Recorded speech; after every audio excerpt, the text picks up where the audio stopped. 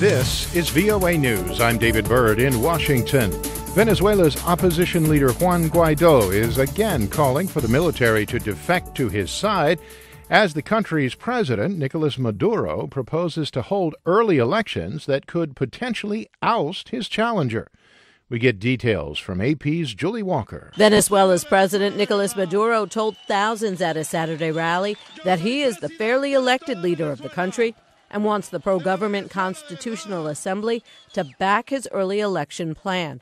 But National Assembly President Juan Guaidó, who President Trump has recognized as the country's leader, held his own rally for thousands where he vowed to step up his opposition movement and urged military leaders to defect to his side. One Air Force general did defect on Saturday.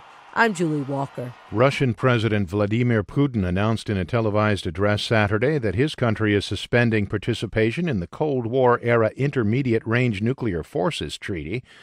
As Reuters' Mia Womersley reports, the Russian action follows a similar announcement from the United States on Friday. Putin told a government meeting Russia will start work on creating new weapons and instructed ministers not to initiate disarmament talks with Washington. Moscow maintains that Washington invented the violation in order to exit the agreement, which would allow the US to develop its own new missiles.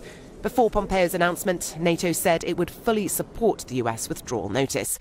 But with 6 months until the withdrawal goes into effect, President Trump said on Friday that he would engage with Russia on arms control negotiations. China also waded in on Saturday, urging the United States to resolve its differences with Russia through dialogue and saying that the treaty's hugely significant in maintaining international peace and stability. Reuters correspondent Mia Womersley.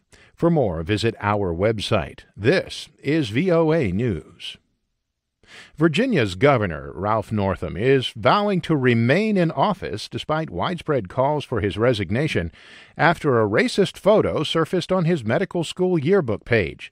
AP's Ben Thomas has details. It is definitely not me. Virginia Governor Ralph Northam says there's no way he's the person dressed as a Ku Klux Klansman in the photo or the person in blackface. And he's certain of it because he says he made other memorable mistakes during that period. I did participate in a dance contest in San Antonio, in which I darkened my face as part of a Michael Jackson costume. He says he regrets not realizing at the time how offensive that might be. But he says he wants to earn Virginians' forgiveness, and he will not heed calls to resign. I cannot in good conscience choose the path that would be easier for me in an effort to duck my responsibility to reconcile. Northam's departure would mean Lieutenant Governor Justin Fairfax would become governor. The Democrat is only the second African-American to win statewide office in Virginia.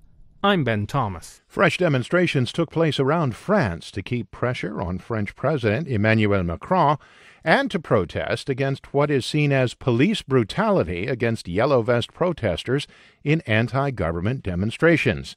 We get the details from AP's Karen Chamas. Scuffles erupted in Paris between protesters and the police, where police seem to be trying to disperse the crowd. Thousands of demonstrators in the French capital also paid tribute to the Yellow Vests injured during clashes with police, an effort to unify growing divisions in the grassroots movement. One protester with an injured foot, Antonio Barbetta, is shocked by what he sees to be the police's aggressive reaction to the protests. It's shocking, it's scandalous. What it concretely means is that the government is still authorising the police to continue injuring, mutilating and destroying lives. It's awful.